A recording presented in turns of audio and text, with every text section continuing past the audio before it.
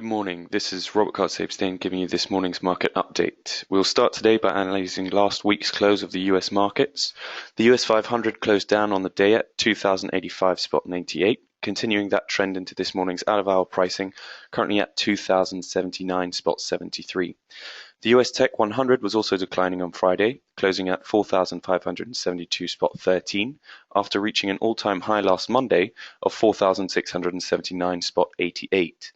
The Wall Street continued to decline after a bearish week, leading the market to close at 17,606 on Friday.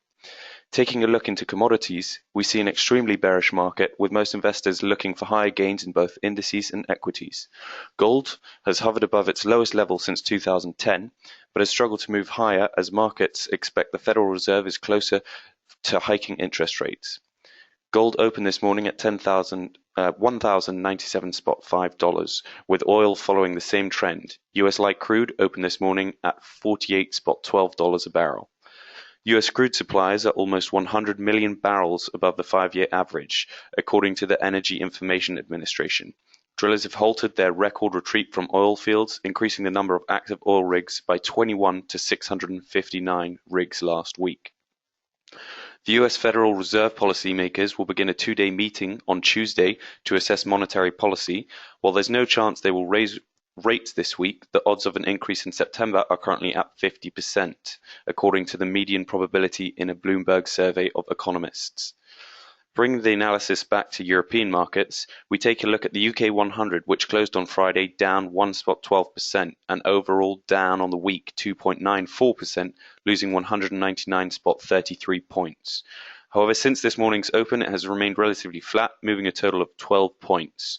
This week, however, looks to be set for large movements, with the CBI expected to report a modest pickup in manufacturing orders in July, which will be announced today at 11 o'clock. Followed several companies publishing results this week, including BP, Foxtons, Barclays, Greggs, Rightmove, AstraZeneca, RBS, and Lloyds among the major announcements. Property firms such as Foxtons and Rightmove may be further helped, with the Bank of England expected to report on Wednesday that mortgage approvals for house purchases has increased to a 16-month high in June. The Germany 30 continues its decline from last week, opening this morning at 11,299.8 and currently down almost 1% since the open. Deutsche Börse has revealed they will buy the German-based forex trading platform 360T for €725 million.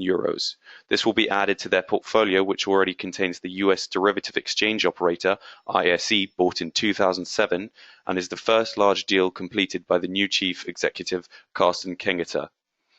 News regarding Greece has seemed to have settled over the past week. However, recent allegations of a currency plot to make a run on banks by party officials in order to stop the proposed bailout deal must be addressed by Greek Prime Minister Alexis Tsipras with due course.